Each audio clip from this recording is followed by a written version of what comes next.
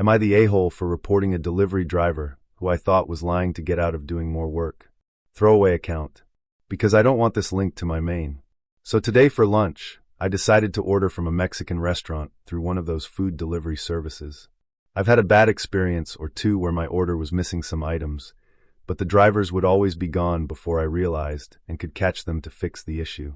I'd always have to report it through the app support chat, which is such a pain to use because they obviously outsource their representatives, and it's frustrating trying to communicate with them. I usually give up after a few messages back and forth. When my driver arrived, I told her to stay so that I could check the bag and make sure everything was there. I noticed she kind of raised her eyebrow for a moment, but otherwise she stood quietly and waited. Sure enough, a couple of things were missing. I politely said she needed to return to the restaurant and get my missing items. In a very neutral, rehearsed-sounding tone, she said that it's against company policy to do that, and I should contact support through the app.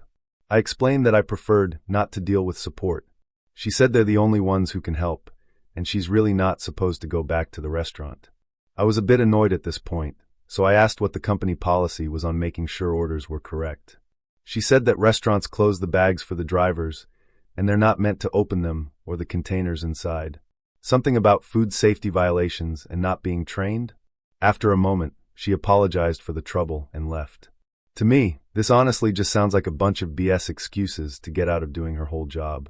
If they can't go back to the restaurant, how are customers supposed to get their food or money back?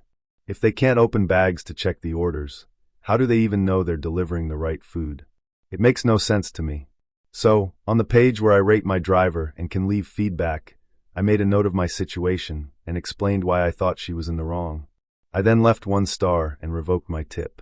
A bit later, I was talking to my sister over the phone, who I thought would enjoy the story because she works for a different but similar delivery company. My sister said, "Did you actually think she was going to go back to the restaurant?" I laughed, thinking she was taking a dig at a competing company's drivers, but she just said, "I'm not joking, you literally reported her for following the rules." At first, I thought my sister had misunderstood a part of the story or something, so I kind of brushed it off. But now, based on her reaction, and what both she and the driver said, I'm wondering if they're right. Am I the arsehole for reporting her and taking my tip back because I thought she was lying? The delivery driver found the post and replied same day. Oh my, is the world really this small? This could be a total coincidence, and I guess I have no real way to confirm either way, but I had a very similar conversation with a customer today over a missing burrito and a side of cheese dip. Even if you're not the person I talked to, I'm off the clock now, so I have some more words for you and people like you. First off, it's so annoying when people say, "Oh, hold on a second, just want to make sure it's all here." Right then, I know I might be about to waste time having this exact conversation. Yes, it's scripted because it happens all the time, and it's easier to be prepared. Second off, I cannot return to the restaurant. If I don't mark your order as delivered in a given amount of time, I start getting calls from dispatch. If I mark your order as delivered and then go back to the restaurant, I've lost your order info because the system thinks I don't need it anymore. And usually, I have another order waiting to be sent to me after yours, so I have to move on to that one. Third off, stop and think about it. Do you want a person you don't know opening your food containers with their hands that have been touching a steering wheel, dozens of door handles and doorbells, cash tips from questionable places, and that haven't been washed all day because they've been in a car? It's nasty and not sanitary. I try to verify with restaurants, but most of the time they're practically shoving me out the door. So sorry. Fourth off, I spend literally all day delivering food to people just to make money. With one of my companies, I have no choice but to deliver orders I'm given, so I can't be lazy. With the rest, I still can't be lazy because if I am, that means less money. You know nothing about this industry. I couldn't say this before, but I can say it now. You're the arsehole. It's clear the driver was just following company rules, but Opie took it personally and assumed she was being lazy. Instead of recognizing she had limits on what she could do, Opie punished her with a bad rating and no tip. It comes off less like holding someone accountable and more like lashing out at the person who you felt you had control over. I really can't imagine the number of people just like Opie that the delivery driver has to deal with daily.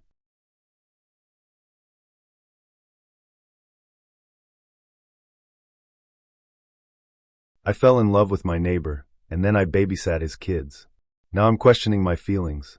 Okay, so first of all, I'm new to Reddit, so sorry if there are any mistakes or something. I obviously can't talk about this with any of my friends or my mom, but then I saw a Reddit post on TikTok, and I thought this would be a good place to talk about this. I'm also going to post this in a couple of different places based on what came up when I Googled best Reddits to post on for advice, so also sorry if this shows up multiple times. Finally, I know you all are going to judge me, but at least try to understand my side. Thanks. I'm a 34-year-old woman, and 7 months ago I had a messy breakup with my long-term boyfriend. So I moved in with my best friend and her husband in a house we are all renting together. It was then that I met my neighbor, who I will call Kay. He helped us move our stuff into the house, and I was instantly smitten. We live in the suburbs of a major city, so we both ended up taking the train into work at the same time each day. I knew Kay had a wife and kids very early on. He talked about them often and had pictures of them on his lock screen, social media, etc. However, initially, it started out as a very innocent, silly crush. He is handsome and funny and sweet. The first time we rode the train, he asked me about my job and seemed genuinely interested in what I was saying, which is something my ex never did and is something we fought over a lot. He is always doing things for his kids, like bringing home treats and stuff for them, and staying on the phone with his older daughter the entire ride to work because she needed a pep talk before a school presentation. It was just so easy to imagine how lovely and attentive Kay would be with me, because he is like that with everyone else. Kay has never said or done anything to imply that he has feelings for me, but we are genuinely friends by now because we talk on the train, which is about a 20-minute ride almost every weekday. I have never had trouble getting the attention of men, and with this basis I know that we could easily become something more. I also learned shortly after I developed feelings for him that his wife is someone I went to school with, and I was surprised because they are polar opposites. He is funny. She is dry. He is exciting. She is cautious. He is a little dumb. She is very smart intellectually. Looks wise. This feels mean, but yikes. I just don't think that their personalities fit very well together at all, and I can easily see Kay getting stuck in a relationship because he's just so nice. The issue is that yesterday evening, Kay knocked on my door and asked if I could watch his kids for a bit. This was of course no trouble, and I said yes right away. He told me that his wife had gotten into a car accident while away on a business trip, and because she is pregnant, he was super worried and had booked the next flight out to go see her. They don't have any family in the state currently, so he asked me to keep an eye on them for a few hours while a family friend drove several hours to watch them at night. Now is where the issue came in. These kids were an absolute nightmare. There were 3 girls, and the oldest was your typical bratty preteen times 1,000. She was rude and didn't respect my authority at all, arguing with me about everything from dinner to who had to clean up to what movies she was allowed to watch. I even heard her call me a bitch under her breath a couple of times. The middle was rowdy and constantly wanted to play loud, messy games, even when I told her no. The youngest was mostly sweet and quiet on her own, but she joined in with whatever drama the middle wanted to create. It culminated in me agreeing to play hide and seek with the younger 2, and ending up getting locked out of the house. When I went back and tried to convince the oldest to let me in through the back screen door, she pretended she couldn't hear me and put her headphones in. Thankfully, the family friend arrived a few minutes later and let me in, and then I went home. This makes me sad because before now I would often dream about being a stepmom to Kay's kids one day because of how highly he would talk about them. Now, I want nothing to do with them. But at the same time, this is further proof that Kay and his wife are not happy because children from a happy home do not behave like this.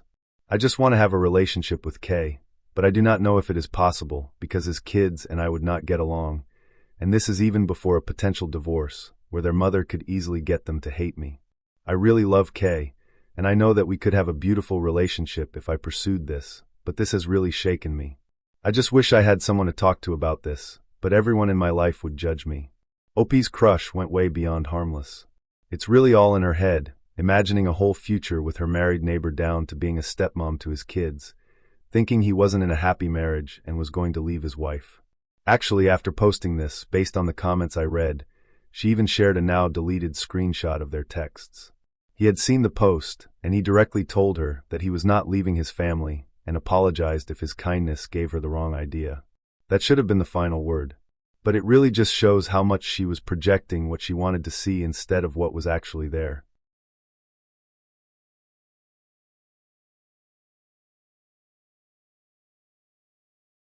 I'm 31 and recently ended a long-term relationship. I was broken. I recently went to this cool restaurant/bar downtown with one of my buddies to have a good time. Anyone of any age can come in. While we were there was a girl who was celebrating her 19th birthday. They sang happy birthday, and they were allowed an outside cake with 19 on it. The birthday girl was pretty, so I wanted to go chat her up. Her friends were super cute too. My buddy told me to leave them alone, and that they looked like babies. He didn't want to go over at first, but since the breakup, every other woman but my ex has been invisible. So he went to Wingman with me. We walked over and wished her a happy birthday. I thought things were going well, and the women were laughing. Then all of a sudden, one of the girls snapped at me to take a fucking hint. Kelly. I was taken aback and just said, "Excuse me." She said to read the room, and that they were uncomfortable. Another asked us to go away. I was going to go, but I was really bothered by the Kelly comment. I said, "It's fucked up to call me a predator when we are all adults here." My buddy wanted to leave, but I stood my ground. The birthday woman said that it didn't matter. It's weird for someone my age to hit on them, especially when they make it obvious that they are uncomfortable. Then she made another Kelly comment by asking if she looked like Aaliyah to me, which upset me again. I apologized for making them uncomfortable, but that didn't give them the right to call me a predator. One of the women said it was a personal problem. I said that adults are allowed to hit on adults. It's not a crime. One woman just asked why I was still standing there and yelled at me to go away. I was pissed off, and when I left, their entire table was singing Remix to Ignition and laughing their arses off. I was furious and humiliated. When we sat back down, I was seething. My buddy said that it was my fault for not seeing the signs that they were uncomfortable. To him, it was obvious, so he wanted to go. He called me delusional. I pointed out that they were laughing, and he said it was just uncomfortable laughter. I told him that I had every right to be mad about being called a predator when they were all 18 to 19. It's a horrible accusation to make. My ex was 6 years older than me. He said that they weren't calling me a predator, just weird for going for teens. He said it was wrong of them to sing after me, and that was bullying, but I should have left long before that. I felt like he should have stuck up for me. Was I wrong for sticking up for myself or for hitting on them in the first place? I was respectful and not creepy at all too. Edit. For the record, I do date women my age and older. This was the first time I approached much younger women. Edit. Alright guys, I get it. I let my pride get in the way of things here. Can't fix it. We'll do better next time. Apparently, the birthday girl found the post. We called a guy trying to hit on us Kelly. Then we sang Ignition. He made a post here about it. I have never had a Reddit account before, but my journalism TA showed us it, and sometimes I'll just check the front page for news. Earlier, I saw a post up there that basically described my birthday dinner like 3 weeks ago. At first, I didn't give a fuck, but now I just felt the need to clarify a few things. Even though I know most people called him an asshole, some people got aggy about the Kelly comment and singing Ignition. Was it mean? Yes. But I'm done being nice to creeps. This was not a bar. It was a bar and grill. But it was mainly a restaurant that just happened to serve drinks. We were sitting near a family, so we weren't in a setting where people go to get hit on. We were minding our business and Kikianji in the corner booth. He came and wished me a happy birthday. I said thanks, and we all went back to our conversation. I did appreciate being told happy birthday, but he stuck around. We laughed uncomfortably and went back to our conversation. He stuck around and kept interrupting us. Each time he said something, we nodded and then turned our backs to him. We said thank you by a few times, but he was still standing there talking to us. His friend kept finding excuses to leave. I was annoyed, uncomfortable, and disgusted. But I gave him a respectful, "Okay, have a good night. Here's some cake for home. Bye." But he grabbed the cake and sat down in our booth. He said the night's not over yet. Then my friend just snapped. And if she didn't, I was going to when she called him Kelly. She wasn't accusing him of being a pedo, but a creep. 30-year-old guys who hit on us are creepy and disgust us point blank period. We were nice the entire time, and I even gave them a million hints and cake for the road. His friend was even finding reasons for them to leave. Then he had the audacity to stand there and fight us on it. I told him that he was way too old for us, and it was creepy from the start. When he left, we started singing Ignition among ourselves, not singing it after him. It's a throwback that our parents put us on.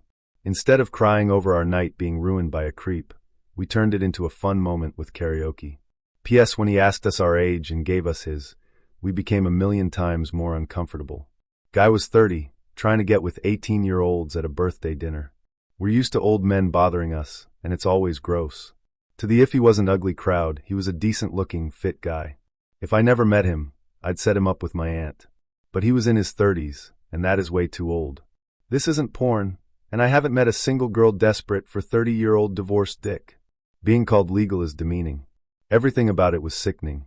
When he came over, announced his age, then asked us ours, I almost yacked.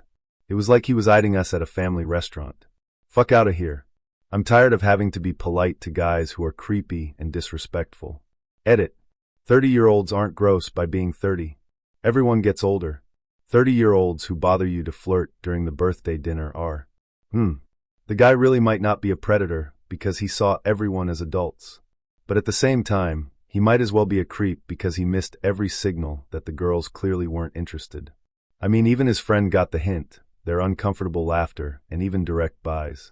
Also, he did try to imply the girls were in like a bar as well. It's more about not reading the room than anything else. And that's what really made things spiral. The R. Kelly thing is funny though.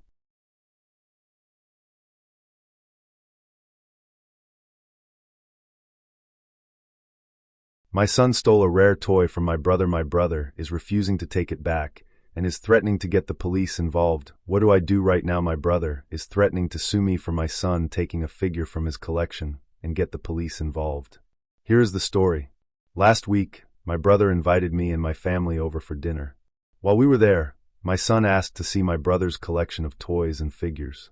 My brother has spent a good deal of money on his collection, and from what I know, it's one of his biggest hobbies. Well, after dinner, we left and everything seemed normal. Well, until yesterday. My brother called me up furiously and told me my little shit stole something from his collection and I needed to return it immediately. I honestly was upset at this. But if my son had taken something, that was wrong, especially if it was from my own brother. Well, it turns out that my son slipped away during dinner and took a Boba Fett figure from his collection. He confirmed it because he has footage from his porch camera of him taking it out to our car. I was furious and took it from him. Here's the problem though. After I confirmed with my brother that it was his, I found out that my son had removed it from its packaging.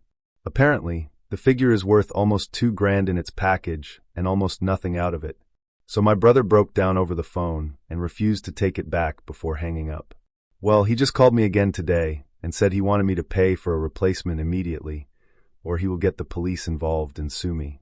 I told him I would help pay for one, but not fully, to which he said, not good enough, and hung up. Honestly, what are my options here? I can't afford to pay him back right now. If he does go to the police, will my son get arrested? He's only 15. It was very wrong of him to do so, but I think my brother is overreacting.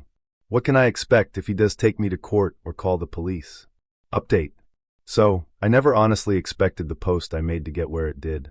I also never expected the barrage of support and hate. I will say these past 48 hours have been a ride, and that post has not helped in any way. So why am I back? Well, because I feel like I need to be. I'm not here to give some apology to a bunch of internet strangers for how I acted or seek validation. I'm here because I feel that for myself, I need to admit my own wrongs and move on to a better place. So, I want to talk about something first before I get into the update. Many people who responded talked about how I or my brother looked in a bad light, and with how I reacted in the comments, it didn't help the situation. I was also hit pretty hard for how I was not taking my brother into consideration when talking about the issue. To give some context for this, my brother and I have never had a good relationship. We have never seen eye to eye, and after our father's death, he cut contact with me for a good amount of time. We're just too different in some senses. He's a single, nerdy guy who has no aspiration for family, while I'm the exact opposite. In these past few years, we've tried to fix this, to work as adults to bring what little family we have back together. During our time apart, he began collecting old, nerdy things. And I won't lie, I never understood the appeal. It is his life, though, and he can do what he wants. So when my son stole and damaged his property, I didn't see how it was valuable to him and discounted it. So when he asked for $2,000 to fix it, I really didn't feel like it was worth it. Was this wrong of me? Maybe. I don't feel bad about defending my son. I only feel bad that I discounted my brother in the process. Sorry about that. Like I said, I don't want sympathy. I only wrote that out to allow myself to be true about the situation. Back to the update. So after all was said and done, my family had pretty much been thrown into chaos. I had no idea what I was going to do, and after talking with my wife, we decided we would take many of your advice and have my son pay him back. We collected all the non-essentials he had and planned to sell them to raise funds. During this time, I got back in contact with my brother and wanted to talk this out to make sure this did not end badly. I offered to pay in full. Also, some people in the comments said that the figure was worth less, so I asked him. He had it professionally valued a few months ago when he bought it, and it was worth a total of $2,200. My brother said he plans to not sue us. His renter's insurance apparently is willing to pay him the value he has listed, but he would need to file a police report to get it. At first we agreed not to go that route and simply pay him the value of it, or one for a replacement if he could get it cheaper. This was the plan until last night. During the process of taking his things away, my wife found a conversation he had with a friend he has over the internet. It turns out my son stole the figure to sell. He had Googled it while we were at my brother's house and found out how much it was worth and bragged to a friend that he was going to sell it at a pawn shop. He didn't realize that taking it out of the package would ruin it, so he ripped it out to hide in the car better. Suffice to say, I am not happy about this. I won't elaborate on this very much more, but my wife and I have decided that what is best for all of us is that we let him face the consequences of this. My brother is going to file a police report and collect money from insurance. Some may say this is a bit harsh, but honestly I think this might be for the best in the end. The way my son actively stole from family to make a profit worries me, and I believe the only option that I can live with myself making is this. I will stand by my son till the end, but he needs to learn now before he is an adult. So thank you all for the advice. The support and hate are what I needed as a true wake-up call. Like I said, I don't need pity. I'm doing this so that I can be true to myself and maybe become a better parent in the end. This one really had me doing a double take. At first, the way Opie wrote this, I honestly thought the kid in question was maybe 6 or 7 years old, just being mischievous. But finding out he's 15 and deliberately stole the figure with plans to sell it changes everything. At that age, he's old enough to understand exactly what he was doing. The brother's reaction makes sense too. This was less about the money and more about trust and respect for something he valued. Opie kind of dismissed that at first, but to their credit, they eventually realized the seriousness and let their son face the consequences. Honestly, that's probably the only way he'll actually learn from this.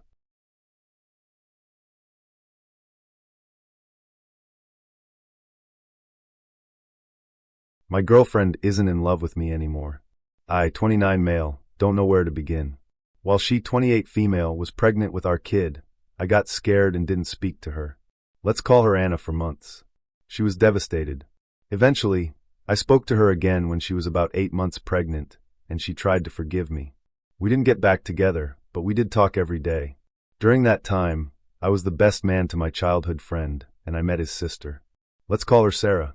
She was great, and I started seeing her, unbeknownst to Anna. A little over a month after I met Sarah and started seeing her, Anna gave birth. Now, I'm not proud of this, but I only saw my son once, and that was when he was in the hospital. Anna thought that I was in love with her and that maybe we'd get back together, and that's my fault because I never discouraged it and I was still seeing her and Sarah. Sarah thought I spent time with my son, and I'm ashamed to say that I painted myself to be a good dad and that Anna was a bitter baby mama. For months I played them both. Anna ended up suffering from severe postpartum depression and had to be hospitalized. About a month before this I had stopped seeing Sarah and asked Anna to be my girlfriend. She was so happy. After a few weeks I started seeing Sarah again. While Anna was in the hospital, I hung out with Sarah and we got drunk and had sex a couple of times. Sarah had a feeling something was off, so she went through my phone and found texts between me and Anna. She took pictures of them on her phone before waking me up to confront me. She left my house and didn't speak to me. After about a week, Anna was released from the hospital. While there, she was told that she had postpartum depression, borderline personality disorder stemming from past sexual trauma and PTSD, and was put on medication. When she got out, she seemed better, until Sarah found her on Snapchat and TikTok and messaged her with proof of some of what I'd done. Anna was devastated. She said that I had made one of the lowest times in her life so much harder, and she fell into a big depression. She got suicidal whenever I broke up with her. I thought that I wanted to be alone. I thought I didn't love her anymore. I'm not proud of my behavior during this time. I started therapy and was told that I have severe depression and anxiety and that I possibly have BPD. So much made sense. After a few sessions, I realized that I'd made a horrible mistake. I let my depression and insecurities get in the way, and I treated Anna so badly. I eventually talked to her and begged her for another chance. She gave it to me, but I've noticed that she always seems on edge. She apologizes for little things. She always seems happy when she's with me, but the second we're not together, she starts telling me that she's not sure if she can trust me anymore. I don't know what to do. I love her. I know that I fucked up so much, and that she gave me chance after chance for years. I know that I don't deserve her, but I know that I want to spend the rest of my life making up for that. But I see the way she gets sometimes. She'll space out and get instantly sad. And I know it's because of me. I can tell she's pulling away. I want to do something, anything, to show her I'm not going to do that stuff again, and that I'm working on myself. But I'm afraid it's too late. First update, am I the asshole for cutting off my family? The last few years have been a wild ride. I made some very dumb decisions and choices, and those choices hurt my girlfriend Anna. During that time, she gave me an ultimatum: be a better person, or she wouldn't speak to me at all, ever again. She followed through for months. She wouldn't speak to me, and had blocked me everywhere. After about 4 months, she unblocked me and asked to talk. She had seen my sister Jamie while she was working, and Jamie told her about how I had been going to therapy and working on being better. Anna was very shocked because she didn't think I would ever get my shit together. Anna was very proud of me, and we even went to counseling together. She laid out her boundaries, and I wholeheartedly agreed with her on the boundaries. For a long time we were just co-parents and friends. During that time, I could tell she was watching me to see if I'd stick with my changes. Fast forward to her birthday at the end of January. I gave her flowers, and she surprised me by kissing me and thanking me. I thought us having a relationship was done with, and I had just been working on being a better me for our son. But she said that she still loved me, and I knew I still loved her. Whenever she and I got back together, I told my family. At first, they all seemed happy for me. My mom started wanting to spend time around her, and told me she loved Anna. Jamie and Anna are close friends. My older sister Scarlett would send us clothes and diapers, and just random things. My other sister Jenny would ask for pictures of our son and Anna's daughter from a previous relationship. My dad started to teach Anna to drive. Recently Anna's apartment flooded, and she needed somewhere to stay while her complex fixed the damage done. The apartment next to hers had a pipe burst, and it leaked into her apartment. Upon finding that out, my mom immediately offered up our house for her to stay in while her apartment gets in order. Anna agreed. We kind of joked about how this was a trial run for us living together. Anna was here for a week. Every single day she would get up, make everyone breakfast, set it out, and then clean up everyone's dishes. She would clean our room. She would do everyone's laundry when she'd come home from work. She would fold it neatly. She made dinner. My mom seemed to love it. But 3 nights ago, I overheard her talking bad about Anna in Spanish because she thinks Anna doesn't understand Spanish. She was calling Anna messy and lazy, lying to my sister Jenny. Jenny was bad-mouthing her back and saying she was also ugly. They made fun of her weight in braids. Anna is half black and likes having her hair braided. They made fun of how pale she was compared to a lot of mixed people they had met. They even said that they didn't think our son was really mine. He is. I was horrified. I walked into the room, pissed, and defended Anna. I called my mother out for lying, and I called Jenny out for her behavior as well. My sister Jamie and her husband happened to be over at the time, and also got pissed at our mom and sister. A fight broke out, and Anna arrived home from work during the fight. She asked what was going on. Jenny, like a coward, hung up the phone. My mom stayed silent. I told her everything. I will never forget the look on her face. I could tell her entire spirit was shattered. She loved my family. She stayed silent and just walked into our room and shut the door. I immediately followed her, and she was silently packing her things. I grabbed my suitcase and began packing my important things as well. During our packing, I could hear Jamie yelling at our mother. Anna finished packing and silently walked out of the house and waited by the car. I walked out of my room and heard my other sister Scarlett on the phone defending our mom. I walked out, told them that I will eventually return for my things, but I wanted nothing to do with them after that, with the exception of Jamie. It's been 3 days, and Jamie called me saying that I was being harsh for completely cutting them off. I don't feel like I am, but am I the arsehole? Update. So Anna ended up texting everyone in my family. She basically told them all that she was disappointed in them all because they all made her believe that she could trust them. But then she called every single person out. She called my mother a bad mom and a bad person.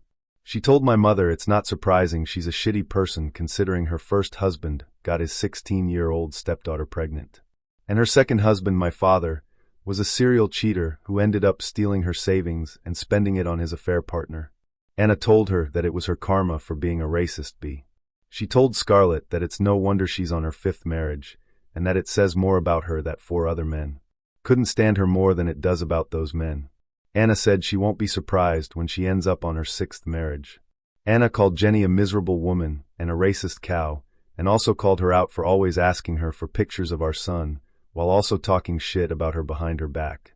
She also called Jamie fake for saying that I was being harsh on my family, after she herself knew the shit that they were saying behind my back and defended her, but then calls me 3 days later to say that I was being unreasonable. She also called Jamie out for being one of the people who excuses my mother's behavior, as that's just how she is. She let every single one of them know that they wouldn't be welcome around our son ever again. I'm honestly not mad at her for going off on everyone. In fact, I'm proud of her because she has a hard time standing up for herself. To those wondering what I put in the Easter basket, I mentioned in the comments. I got her favorite Lush bath bombs and lotions, her favorite candy, Sour Punch straws and Almond Joys, some makeup she had mentioned in passing, her favorite body sprays from Bath & Body Works, a new set of AirPods hers have been acting wonky, and a few new pairs of her favorite black leggings. After the incident between my family and her occurred, I also added pre-rolled joints and blunts to the basket, because I know she sometimes smokes when she's incredibly stressed. She hasn't smoked in a while, but I felt like she may need it, so I learnt how to roll from YouTube. She smoked one of the blunts and ate all the candy afterwards. Second update, I think my girlfriend is going to dump me. My girlfriend Anna has started withdrawing from me recently, and I think it's because I let my sister back into my life. My sister Jamie and Anna used to be friends, but to be perfectly honest, Jamie is a fake person and had admitted that she had been being fake towards Anna and admitted that she had talked bad about Anna behind her back. She had also said some really cruel things to Anna, and so did her husband. For a few months, I stopped talking to my sister, but I had started to miss her. So I decided to go talk to Jamie and start to reconnect with her. To say that Anna was pissed is an understatement. She went off on a rant about how I'm enabling my fake bitch of a sister. She said that I just basically showed Jamie that if she treats people like shit, I'll eventually start making excuses for her behavior because family. She also said that it was disrespectful of me to want a relationship with a sister who was not even just fake towards her, but also cruel. She said that Jamie owes her a huge apology, but I know my sister isn't going to apologize. And I told Anna that, but now Anna isn't really speaking to me and says she's lost respect and trust for me. I just wish there was a way to keep the peace without pissing someone off. But Jamie is my sister. I can't just cut her out. Third update. Am I the arsehole for expecting my girlfriend to pay for my birthday dinner? My birthday is today, and my girlfriend was supposed to pay for my dinner. Last night, she informed me that she wasn't sure if she could pay for dinner. So backstory. My girlfriend Anna is a mom of 2 children. About a month ago, her ex called CPS on her because she wouldn't do something he asked her to do and made false allegations against her. She was able to have the case dropped, and the allegations were proven false.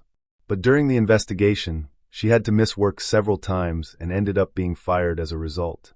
Anna had about $1,500 saved, and right before she was fired, we discussed her paying for my birthday dinner, and I would pay for the hotel room and other things. Well, last night, I asked her if she could cover dinner, and she said she wasn't sure. She had to spend $700 taking her oldest, a 4-year-old female from her ex, to the doctor to get shots and pay for her school supplies and uniforms for school. Her ex was supposed to do it, but informed her at the last second that he couldn't. So she got everything. She also told me she had to get 2 new tires and also paid her portion of the rent. She said she probably only had $100 outside of her grocery money and asked if that would be enough to pay for dinner. I told her that no, I had planned for a specific restaurant and that I was upset that she didn't have the money. I told her that I would just spend my birthday with someone else, one of my friends, and that I would see her when I see her. She sent me the $100 and told me to have fun, but now she isn't responding to me at all. I feel like I fucked up. Am I the asshole? Fourth update. Well, to the surprise of no one, Anna left me. I know you guys will be happy to hear this. She didn't speak to me at all for the rest of my birthday, and the next morning, when I came home from work, the majority of her stuff and the kids' things were gone. She left a note telling me that my birthday was her last straw. She told me the lack of empathy I had for what she is going on showed her my true colors and made her realize that I was emotionally abusive and emotionally unstable. I tried sending her money back, but when I tried to send it on Cash App, she had blocked me. She blocked me everywhere and told her friends to ignore me if I contacted them. She told our mutual friends nothing, and when I asked them to make sure she and the kids were safe, they all told me to leave her alone and just let her go. My best friend Nate, who liked Anna quite a lot, told me that it's for the best and to let her go because maybe she'll be happy now. I'm not going to lie, that stung a lot to hear, but he's right. I didn't treat her the way she deserved, and I've lost her and both kids, who were everything to me. I wasn't my daughter, but I loved her as much as I loved my son, Elle, 2 years old. She's the primary parent for both kids, so while I'm angry she took Elle, I understand why. I just hate myself for not becoming a better man, the one she deserves. Edit. I have talked to her mom, Jessica, and her mom is letting me go see the kids at her house tomorrow afternoon. She says that Anna just wouldn't be around, which does make me sad, but I miss the kids. Jessica wasn't overly nice, but she was civil and polite. She did tell me that she was disappointed in me because she thought I had made a lot of progress, and that honestly hurt me more than I ever thought it would. I do plan on going back into therapy. Edit 2. I see people saying I'm going behind her back to see the kids. I am not. Her mom, Jessica, contacted me on Anna's behalf after they heard from several people that I was asking about the kids and said that I could see them. Jessica said, I keeps asking when I will play with her again. I was told that I could see them, but that Anna didn't want to see me. She started a new job yesterday, and I'm going to go see the kids while she is working, since her mom is who watches them. I don't know why people are assuming I'm seeing the kids without permission. And for those assuming I don't care about the kids, you're wrong. I actually miss the kids more than her right now. And even if she never forgives me, I still want to do right by them, even A. Another thing being assumed was that the portion of rent she paid was to me. It wasn't. She was over here a lot, but she has her own place. I also pay for the majority of my son's expenses and some of A's. She's just the primary parent due to me working more. As for the tires and school supplies for her daughter, she didn't tell me about any of that until the day of my birthday. She's very much the kind of woman that will just take care of whatever she needs to without saying anything to anyone. She suffers in silence and hates asking for help. Had she asked or even just told me at any point, I would have helped her with that. I know that I'm an asshole. I'm not debating that. But some of the assumptions in the comments are incorrect. And those telling me to just leave my son alone are just unhinged. The true mark of a deadbeat parent is abandoning the kids just because the relationship with the other parent didn't work. I have no intention of doing that.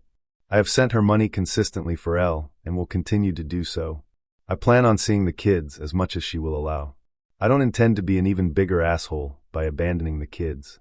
So let me get this straight, this guy abandoned Anna while she was pregnant, barely showed up for his kid, and played 2 women at once when she ended up in the hospital with postpartum depression. He cheated on her, his family treated her horribly, and instead of protecting her, he kept letting them back in. And finally, he got mad she couldn't pay for his fancy birthday dinner right after she lost her job and spent her savings on her kids. Oh man.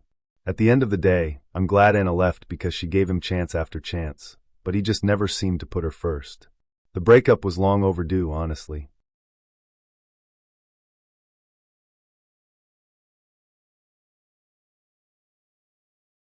Professor's perspective appreciated. I'd like to get some professor's perspective on this situation.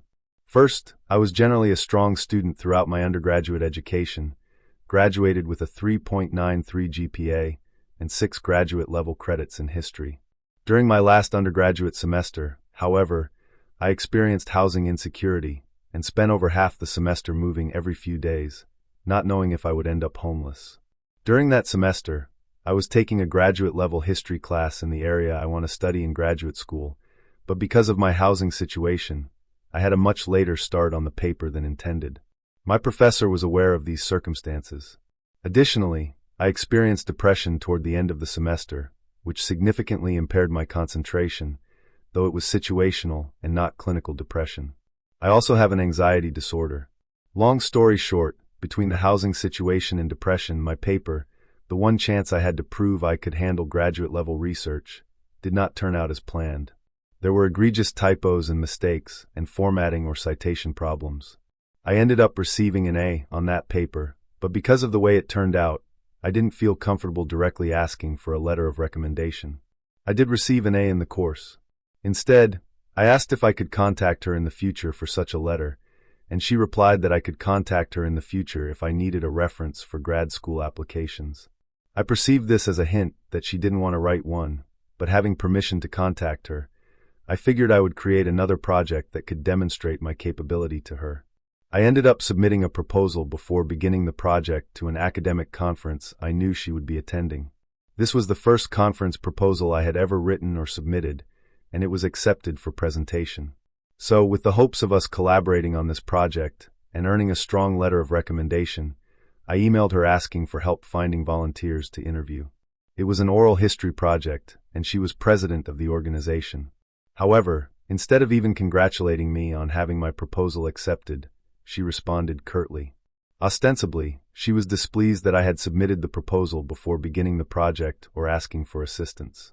However, I was deeply hurt by her tone, since I admired her so much. I asked her to be my graduate advisor, and assumed she probably devalued me after the research paper in her class. Nonetheless, I wrote her back a few days later, offering to withdraw the proposal, but when she ignored that email, I complained to the department chair and mentioned the tone of her previous email. I later attempted to repair our relationship by apologizing for overreacting to her tone, explained my anxiety disorder, and even that I felt depressed towards the end of the semester, and asked directly for a letter of recommendation, but she again ignored my email.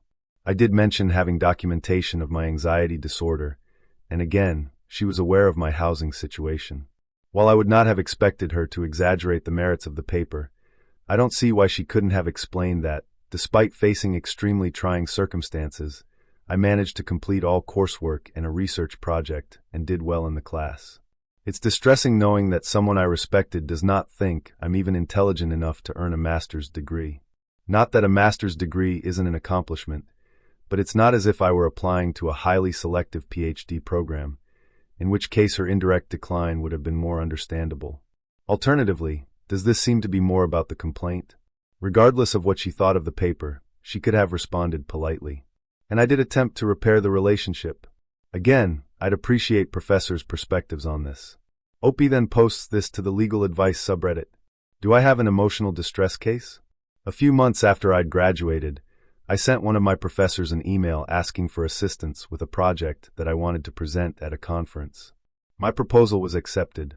Although I only had her for 2 semesters, we seemed to have a good rapport, and I greatly admired her. As such, I was shocked and hurt when I perceived her reply as curt, yet I decided to write her one more time, offering to withdraw the proposal, to test whether or not she was mad at me. I should mention that I have generalized anxiety disorder and obsessive-compulsive disorder. She typically responded to emails within 24 hours, so when she didn't by the next day, feeling very upset and anxious, I impulsively wrote to the department chair, not only mentioning the tone of her previous reply, but 2 other times when I perceived her to be curt. One of these times was an in-person exchange. Again, I admired her and ultimately wanted to work things out. The chair, however, treated the complaint, it seems, as a formal grievance and reported the situation to the dean without my consent. Typically, they're supposed to encourage the student and faculty member to communicate, though I had already graduated by that time. Moreover, he told me that my grievance was being formally recorded, yet didn't respond when I asked him where I could obtain these documents. Long story short, it took me around 2 months to view them, and I only saw email correspondences between him and the prof, and it seems that he portrayed me as vengefully accusing her of traumatizing me. I wasn't angry that she refused to help with the project. I was hurt that she seemed upset with me and wanted to know why. Having generalized anxiety disorder, I imagined various scenarios, including the prospect that my work wasn't good enough, despite receiving an A in both her courses. Anyway, most of their conversation occurred over the phone, so I don't know precisely what he told her. At this point, I met with the dean to explain that I felt that I overreacted, and she assured me that the professor wasn't upset with me, and that she seemed inclined to write me a letter of recommendation to grad school. One of the emails I was concerned about involved a tepid response when I asked if I could write her in the future about this matter. So, I decided to write the professor myself to apologize. By this time, she was a couple of weeks away from retirement. And given the dean's response, I included the letter of recommendation request. However, she again ignored my email, which sent my anxiety into overdrive. Thinking that she wasn't impressed with my work after all, I experienced a lot of stress and an episode of depression during my last semester with her, or that she hated or resented me, etc. Nonetheless, I understood why she might have felt that way after I wrote to the chair, and I wanted her to know how my anxiety disorder affected me in this situation, my perception of her tone, writing to the chair, etc. So, I contacted the Disability Resource Center and Student Affairs, hoping that someone would reach out to her, but since I was no longer a student, I was referred back to the dean, who instructed them not to respond to me. I then contacted the psychologist who diagnosed me with GAD or OCD, and she was willing to speak to the professor, but only if the professor reached out to her. Given that she didn't reply to my last email, I again contacted the chair, asking him to ask her if she'd like to speak to this psychologist and whether he knew if and why she had been upset with me. I explained that I wasn't filing another complaint but wanted to reconcile with her. But he ignored this email as well. So, I complained to the dean, who again assured me that the professor had no ill will toward me and said she believed the chair handled the situation properly. By this time, the professor had retired, with a grievance from me to her name, and overwhelmed with guilt, I complained to the provost about the situation. I asked him if he would reach out to her, explain that I felt guilty that I could have hurt her career, etc., and he said that my case was closed from a university perspective. In between this, I complained to the president's office, and they again referred me back to the dean, who said the case was closed. So I then contacted their general counsel's office, hoping to amicably resolve the situation, but they too shut down the case. Finally, I complained to the ombudsman at the Board of Regents, who referred the case to the provost, who again told me the case was closed. So, would I have an emotional distress case against the university for how they handled the situation? I only wanted the opportunity to reconcile with the professor, or at least for her to understand how my mental health affected me, etc. Instead, I have experienced months of guilt, and my anxiety and OCD symptoms have been exacerbated to the point of impairing my productivity. Also, could the school retaliate in any way if I pursue this? Could they rescind my diploma, for example? And would a lawsuit hurt my chances of graduate school, either there or at any other school? Update on my situation, what to expect. After complaining to the dean, provost, and board of regents, only to have my case closed about the department chair mishandling my email about the professor, I then wrote to someone in human resources asking that the grievance, if it exists in writing, be removed from her personnel file and any consequences she suffered reversed, and for her to be aware of my requests. This was almost 2 weeks ago, and when I didn't hear back from them after a while, I assumed they had been instructed to ignore me. Soon thereafter, I called the local newspaper's higher education reporter and explained what happened and how it seems too easy to file a grievance against a faculty member at that university, which could reflect dysfunctional departments, admin, etc. The reporter said they had contacted the school and would get back to me. This morning they said that they hadn't heard back from them yet, but I later received an email from Human Resources saying that while the faculty's personnel files are confidential, they want to assure me that the information I offered was accepted. So, does this sound like they're granting my requests? And if so, would they call a retired faculty member to inform them that a grievance was reversed? If they do, what should I expect from her, the professor? Would it be wrong of her not to at least email me saying that she appreciates my efforts? How would you react in such a situation? I'm now worried that after all my efforts, maybe she doesn't even care one way or another. I've gone to great lengths to reverse this situation, and in the process have not only embarrassed myself, but sacrificed my own credibility and possibly demolished my chances at attending grad school at this school. If she's who I thought she was, or perhaps hoped she was, all of this was worth it. Yet, it will be disheartening to go through all this trouble, only for it not to be appreciated. Again, I just want to know what to expect. Maybe they won't even tell her, but I'll think they have, and jump to negative conclusions again, etc. After this fiasco, Opie decides it would be a great idea to try and befriend her former professor. Friendships with undergrads. First, for those following my saga, I understand that going to the chair ruined my relationship with my professor. However, I'm trying to figure out the likelihood of her having kept in touch with me had that not happened. I only had her for 2 semesters, and one of them was a short 5-week course. So we didn't exactly know each other well, though all relationships have a beginning. Next, there's the fact that I submitted a poor and sloppy research paper. Would a professor want to stay in touch with a student after that, again excluding the grievance? Based on other replies, it seems as though friendships typically don't form between professors and students at the undergrad level. However, I'm assuming that applies more to the average or below average undergrad student, and exceptions are made for the best and the brightest. There's also the fact that she's retiring. I found out she hadn't actually retired yet, and may not have felt comfortable giving me her personal email or phone, etc. So does this make sense? She probably, even under the best circumstance, wasn't going to stay in touch with me. Also, would the quality of my paper likely have made a difference had it not been for the grievance? Even in a more general sense, do friendships ever form between undergrad students and professors? Update. Reapplying to my alma mater.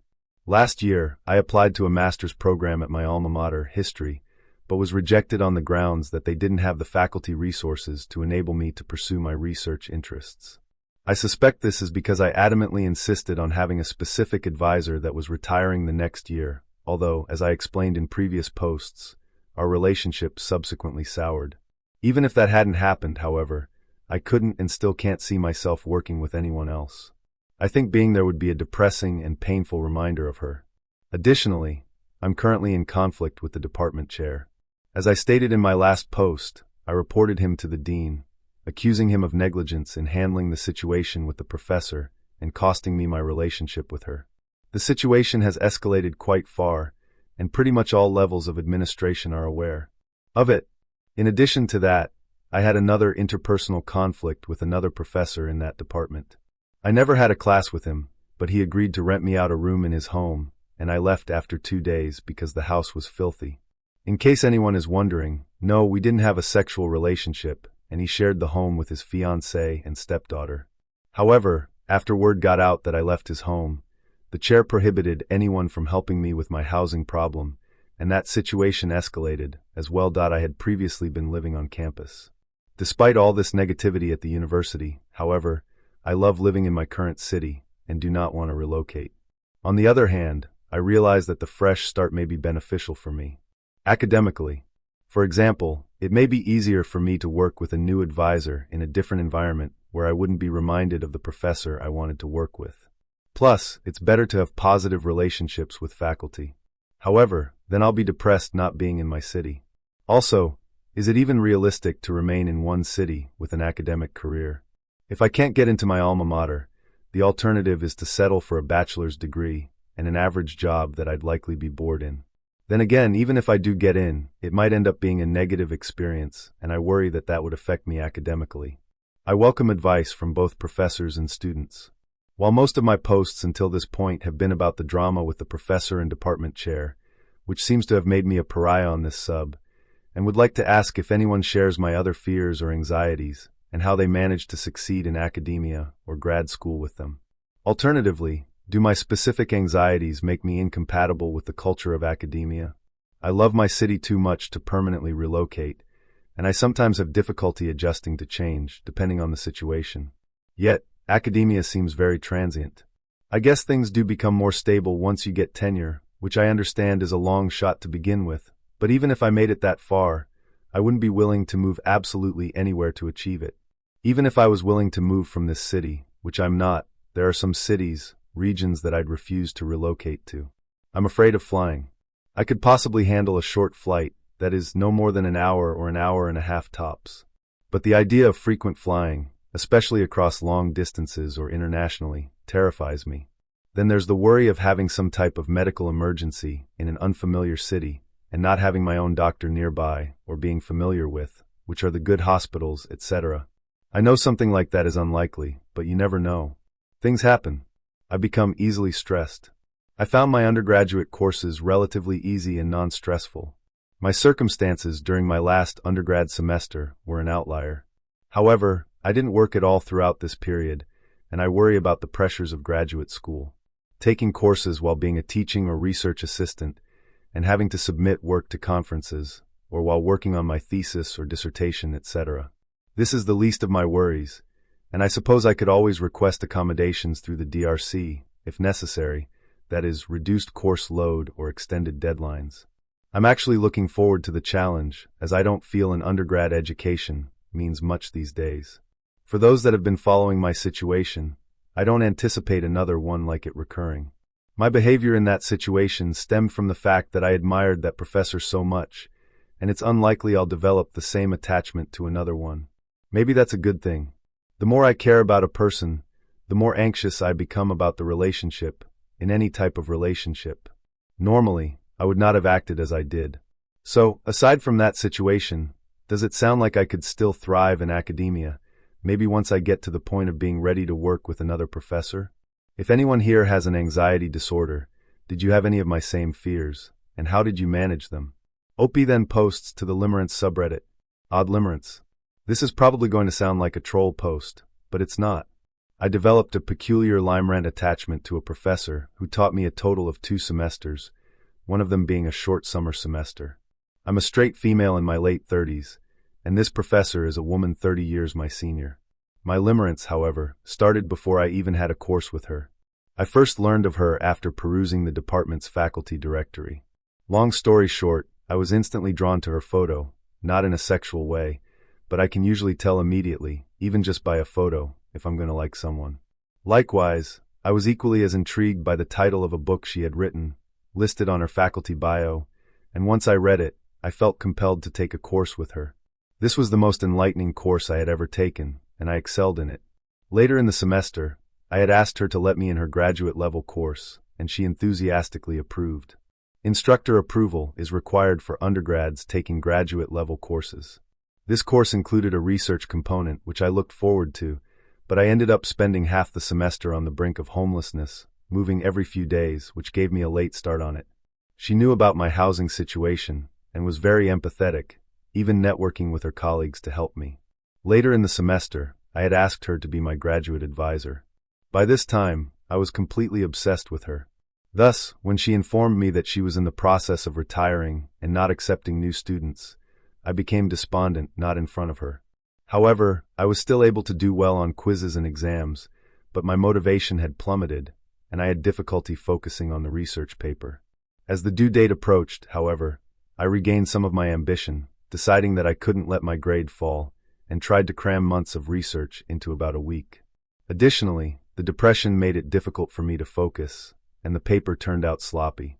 While I ended up receiving an A on it, likely out of mercy, I knew this wasn't graduate-level work, and worried that she must have perceived me as stupid or lazy. So, in an attempt to demonstrate that I could produce better work and have a reason to interact with her, I decided to submit a proposal to a conference I knew she was attending. I had no experience in this area, but my abstract was somehow accepted. I then emailed her asking for assistance with finding volunteers. The project involved interviewing college students, and was devastated when I perceived the reply as curt. If taken at face value, she may have been a little upset that I had submitted the abstract before beginning the project, and wanted to convey that I was in over my head. My anxiety, however, began escalating, and I decided to write her again a few days later, offering to withdraw the proposal, but still asking for her assistance with finding volunteers. I was completely out of my mind by this point, and just wanted reassurance that she wasn't upset with me. When she didn't respond to this email after 24 hours, she normally responded quickly to emails. I impulsively wrote to the department chair complaining about her lack of response, the curt tone of her previous response, and other times where I perceived subtle fluctuations in her mood or tone. I later apologized and tried to rescind the grievance, but it's clear that she wants nothing to do with me now. Although I am devastated that our relationship has soured, I realize this relationship probably never existed outside of my mind. I was hoping that we would have stayed in touch after her retirement, but in retrospect, she probably wouldn't have wanted to stay in touch with a student she barely knew. Still, I sometimes can't help but think that she might have liked this had my paper turned out better, and I had not reported her to the chair, so I'd appreciate outside perspectives on this. Does it sound like the potential relationship, by which I mean just staying in touch and maybe visiting each other once every so often, was lost, or that there was never any possibility of it? Additionally, this is hurting my future because I feel it will be painful to work with another advisor if I am admitted into a graduate program. So I'm looking for advice on how to lessen this obsession. Also, can limerence be non-sexual? This is more of an emotional than a sexual attraction, but it's intense nonetheless. Has anyone experienced anything similar? Again, I know it's odd, given our age difference and the fact that she's not even the gender I'm normally attracted to. Fine line between love and admiration. I'm a female and have always felt and identified as straight, that is, being sexually attracted to men. However, last year I developed an intense, emotional infatuation for a woman. This is probably going to sound trollish, but she was my professor. At first, I thought I just admired her professionally as a person. However, I'm realizing that what I felt or feel is too intense to be completely professional. She's also 30 years older than me, which makes this even more confusing for me. I'm a 37-year-old female, and she's 68, albeit looked younger than her age. It's almost 3 a.m. here, and I'm too tired to retype all the details, so I'm sharing the link to another post where I describe the situation. In short, I was madly infatuated with this woman and had a mental breakdown when I learned she was retiring and couldn't be my graduate advisor. I want to apply to graduate school but still can't see myself working with anyone else, and she's always in my thoughts, etc. I should mention that I also have OCD. I've never felt sexually attracted to women, but if she would have initiated anything physical. She's gay, by the way. I would have been open-minded enough to try, but only with her. And I guess it would have depended on what. However, I wasn't seeking a sexual relationship with her. What I wanted most was for her to be my advisor. I wanted the frequent contact, deep discussions, emotional intimacy, etc. I never would have crossed any professional boundaries. My question isn't so much about my sexuality, but what this was I felt for her specifically. Does it seem like I just admired her as a mentor? I said that I would have been open to sexual experimentation with her if she initiated it, but maybe it's because I didn't want to disappoint her in any way, like with a parental figure. Also, could I have projected my love of her course material onto her, or does it seem like there was a sexual element to this after all? Maybe some combination of all of these? I still feel sexually attracted to, enjoy sex with men, and have had sexual encounters since knowing her. Nothing that turned into a serious relationship, but not because of her. I'm just curious to know what this is. OP's final post before deleting everything. Would this be considered stalking? I had a fallout with a former professor many months ago. Completely my fault since I reported her to the admin over essentially nothing, and I can't seem to get over it. Although this professor is the same one I mentioned in a potential lawsuit against the university, this post is in no way related to legal action against the school or any of its faculty or personnel. So hopefully it's not considered a duplicate post. Anyway, after thinking she had retired, I found out yesterday that she was still, in fact, teaching part-time online. She's currently residing in another state. I learnt this through the department's admin assistant when inquiring about an unrelated matter and couldn't help bringing this up. She said that while she was not permitted to contact faculty about such matters directly, she would pass my message along to the chair. Again, I only wanted her to know how remorseful I was and that my conduct was being affected by a disability. I was not asking for a letter of recommendation or anything in return this time.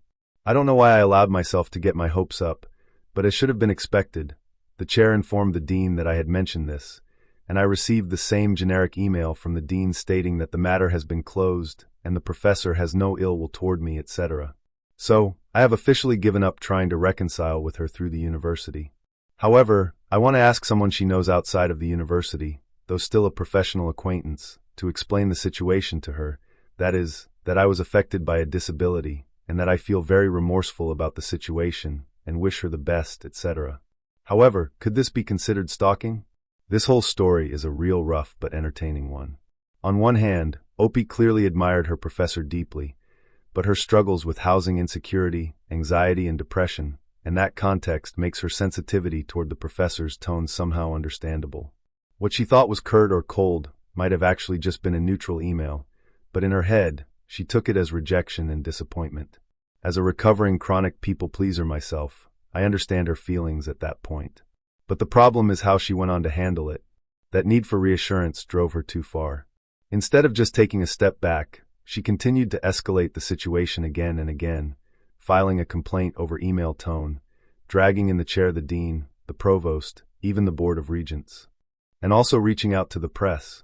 On the other hand, the professor, that poor woman already so close to retirement, got dragged into this bizarre mess. Imagine being hit with a formal grievance just because you didn't answer an email fast enough, or because your tone wasn't friendly enough. That must have been exhausting for her. Her choosing to protect her peace and just step away was the best thing, really.